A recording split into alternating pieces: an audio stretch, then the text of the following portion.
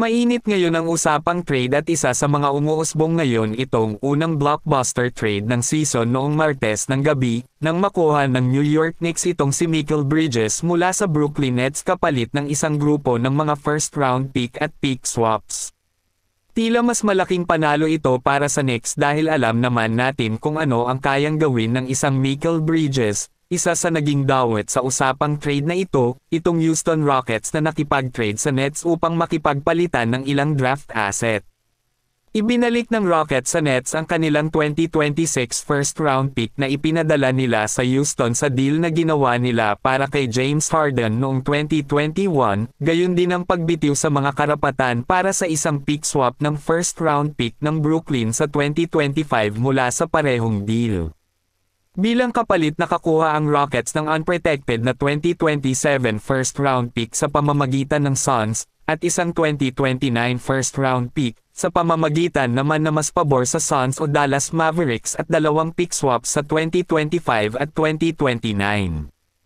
Ito ay isang matalinong hakbang para sa Houston Rockets na nagmamay-ari pa rin ng ikatlong overall pick sa draft noong Miyerkules ng gabi.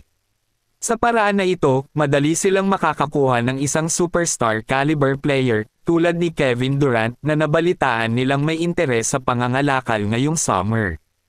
Bagamat ang maikling panunungkulan ni Durant ay hindi naging sapat sa Suns dahil sa mga pinsala, ngunit sa ganitong sitwasyon papayag kaya ang Phoenix Suns na mawawala sa kanila ang isang Kevin Durant. Isa naman sa naging usapan itong si Paul George, kung magpasya si Paul George at ang Los Angeles Clippers na maghiwalay ngayong off-season, isang NBA insider naman ang nagpahayag ng isang manliligaw na makatuwiran para sa 9 na beses na NBA All-Star.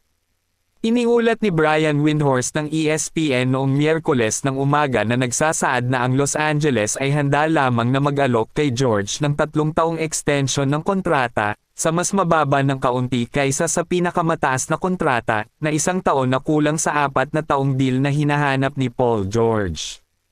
Ngunit sinabi naman ni Windhorst na maaaring handang ibigay ng ilang koponan ang maximum na gusto niya at isa ang Golden State Warriors na handang maging bukas para sa isang Paul George. Kapag nagkataon tiyak na maging malakas dito ang Warriors, ito ay isang pinakabagong substack na maaaring tingnan ng Warriors sa bukas na merkado, na dahil alam naman natin na hindi pa tiyak ang hinaharap para kay Klay Thompson dahil sa mahinang laro niya noong nakaraang season.